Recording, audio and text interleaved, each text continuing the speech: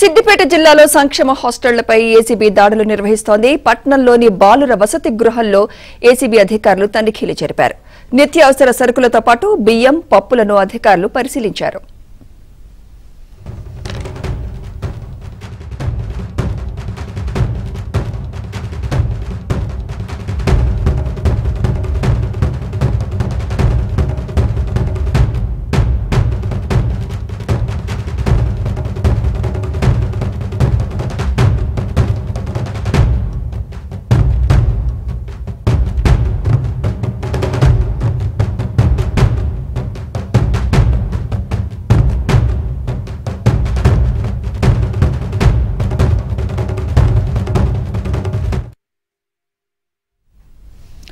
హైదరాబాద్ లో హాస్టల్స్ లో ఏసీబీ సోదాలపై మరింత సమాచారం మా ప్రతినిధి శశి అందిస్తారు. హైదరాబాద్లోని పలు హాస్టల్లో ఏసీబీ అధికారుల తనిఖీలు కొనసాగుతూ ఉన్నాయి. ఈ తనిఖీల్లో సంచలన విషయాలు వెలుగు చూస్తూ ఉన్నాయి. ప్రతి ఒక్క హాస్టల్లో దుర్భరమైన పరిస్థితులు నెలకొని ఉన్నాయి. అత్యంత దయనీయమైనటువంటి స్థితిలో విద్యార్థులు ఉన్నట్టుగా తెలుస్తోంది. ఎందుకంటే ఎక్కడ చూసినా హాస్టల్లో అపరిశుభ్రత, మౌలిక వసతుల లేమే ప్రధానంగా కనిపిస్తుంది. ప్రతి హాస్టల్లో కూడాను పూర్తి స్థాయిలో అపరిశుభ్రంగానే కనిపిస్తున్నాయి. ఒకసారి మనం విజువల్స్ లో కూడా చూడొచ్చు. ప్రస్తుతం నేను చూపిస్తున్నటువంటి ఈ హాస్టల్ మొజంజాయి మార్కెట్ వద్ద ఉన్నటువంటి ఎస్సీ బాలుర హాస్టల్. ఇది హాస్టల్ కు సంబంధించి పైకి వెళ్ళడానికి ఉన్నటువంటి మొదటి అంతస్తు. అయితే ఎక్కడ దుర్గంధం వెదజల్లుతుంది. ప్రధానంగా పాన్, గుట్కా, మసాలాలకు సంబంధించినటువంటి నమిలి ఉమ్మేసినటువంటి ఆ మరకలే ఎక్కువగా ప్రధానంగా కనిపిస్తూ ఉన్నాయి. ఇవంతా కూడా అత్యంత దుర్గంధాన్ని ఇక్కడ వెదజల్లుతూ ఉన్నాయి.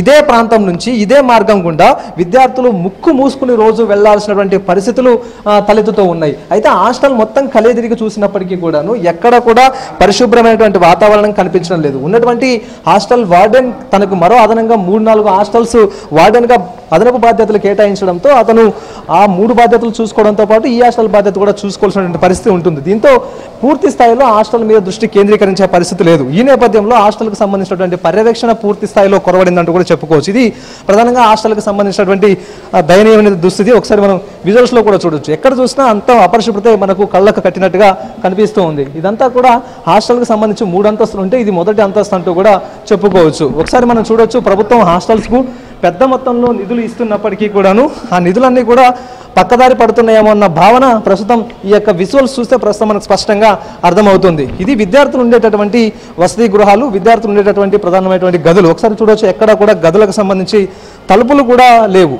అయితే ఒక తలుపుకు సంబంధించి ఒక అట్టపెట్ట లాంటివి కూడా అడ్డు పెట్టుకుని ఉంటున్నటువంటి అత్యంత దయనీయమైనటువంటి పరిస్థితులు. పూర్తిగా అధ్వానంగా ఉంది పరిస్థితులు చూస్తూ ఉంటే. కనీసం పై అధికారులకు ఫిర్యాదు చేసే ప్రయత్నం కూడా మీరేం చేయలేదు సార్. ఎప్పుడు మేము అంటే ఎవరు సపోర్టింగ్ లేరు. ఇప్పుడు మేము చేసామనుకో ఆ సపోర్టింగ్ ఏమైనా ఉంటే మేము ఏమైనా చేయగలుగుతాం. సో సార్కి చాలా మంది సార్కి సపోర్ట్ ఇస్తారు కాబట్టి ఎవరు ఏం చేయలేకపోతున్నారు. హాస్టల్స్ లో నాణ్యమైన భోజనం పెట్టాలి, నాణ్యమైన వసతులు కల్పించాలంటూ పెద్ద ఎత్తున నిధులు కూడా ప్రభుత్వం ఇస్తూ ఉంది కదా. ఇస్తుంది సార్. కానీ సార్ ఎప్పుడు మేము ఏమైనా చెప్పినా కూడా మేము చేస్తాం, అది చేస్తాం, ఇది చేస్తాం అని చెప్పేవారు. మనకు వాటర్ ప్లాంట్ ఎన్నిసార్లు ఖరాబ్ అయినా కూడా సార్ ఎప్పుడు దాన్ని పట్టించుకోలేడు సార్. ఎక్కడ చూసినా గుట్కా, పాన్ మరకలే కనిపిస్తూ ఉన్నాయి. ఏంటి పరిస్థితి ఏంటి అసలు? ఆ పరిస్థితులు అంటే మెయిన్గా అంటే సార్ కరెక్ట్గా దీన్ని చూసుకోకపోవడము, అంటే వాచ్మెన్ పెట్టడము అలాంటివి ఏం లేదు సార్. ఎవరైతే ఎవరు వస్తారో తెలియదు. ఫోన్లు కూడా పోతున్నాయి. చాలా దొంగతనం జరుగుతున్నాయి సార్ హాస్టల్లో. ఇది మొత్తానికి తమ భద్రత కూడా ప్రశ్నార్థకమైందంటూ విద్యార్థులు చెప్తూ ఉన్నారు. తమకు సంబంధించినటువంటి విలువైన వస్తువులు కూడా మాయమవుతూ ఉన్నాయి, చోరీకి గురి అవుతూ ఉన్నాయంటూ కూడా విద్యార్థులు వాపోతూ ఉన్నారు. పలుసార్లు తాము ఫిర్యాదులు చేసినప్పటికీ హాస్టల్ వార్డెన్ ఎక్కడ కూడా పట్టించుకున్న పాపాన పోలేదంటూ ఇప్పటికే విద్యార్థులంతా ఆవేదన వ్యక్తం చేస్తున్నారు. ప్రభుత్వం నిధులు ఇస్తున్నప్పటికీ కూడాను నాణ్యమైనటువంటి వసతులు, నాణ్యమైనటువంటి భోజనం అందించాల్సినటువంటి హాస్టల్ సిబ్బంది పూర్తి స్థాయిలో నిర్లక్ష్యం వహిస్తూ ఉన్నారు. అందుకు ఇటు విద్యార్థులు కూడా తీవ్ర మానసిక శోభకు గురవుతున్నటువంటి సందర్భం. అయితే విద్య నిమిత్తం, చదువు నిమిత్తం వారంతా ఉండి హాస్టల్లో ఉండి చదువుకుంటూ ఉన్నారు. కానీ ఎక్కడ కూడా హాస్టల్లో ఉండడానికి సరైనటువంటి వసతులు లేవు, కనీసం సరైనటువంటి ప్రమాణాలు కూడా లేవు. పూర్తి స్థాయిలో ఇదంతా కూడా ఒక దుర్భరంగా ఉన్నాయి. హాస్టల్ లోపలి పరిసరాలంతా కూడా ఎక్కడ చూసినా చెత్తా చెదరంతో నిండిపోయి ఉన్నాయి.